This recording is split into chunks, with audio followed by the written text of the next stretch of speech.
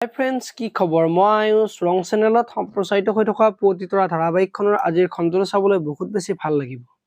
কিয়নো যোৱাটো খণ্ডত বিন্দু দেউতাকৰ ওচৰলৈ গৈছিল আৰু অনুভূতিৰ লগত দাদাৰ সম্পৰ্ক আছেনে নাই বুলি দেউতাকক বিন্দু সুধিছিল।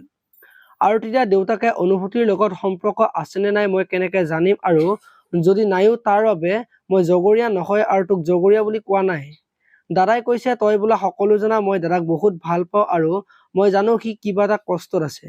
সেই কষ্ট পালে ময়ো কষ্ট পাওঁ, আৰু যদি কিবা বুদ্ধি কৰি তই দাদাক অনুভূতিৰ পৰা আঁতৰত ৰাখিছা তেতিয়াহ'লে বেয়া কৰিছা বুলি দেউতাকক কোৱা দেখিবলৈ পাইছিল। আৰু আজিৰ খণ্ডটোত বিন্দু বেদৰ ওচৰলৈ যাব আৰু দাদা তই কি চিন্তাত আছা কচোন মোক। দেউতাক সুধিলো, দেউতাই মোক নকলে বুলি বেদক কব।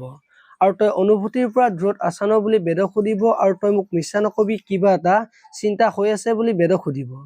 এতিয়া বাৰু বেদই দেউতাকক ঘৰত ঘূৰাই আনিবৰ কাৰণে যে অনুভূতিৰ পৰা দূৰত থাকিব লগা হৈছে সেই কথাটো বিন্দুক কবনে দেখিবলৈ পাব আজিৰ খণ্ডটোত। ইফালে আকৌ বেদ আজি প্ৰিয়মৰ দেউতাকৰ ওচৰত যাব আৰু প্ৰিয়মে যে নিৰ্বাণৰ লগত লগ হৈ বিন্দুক ফচাইছে সেই কথাটো দেউতাকক কব।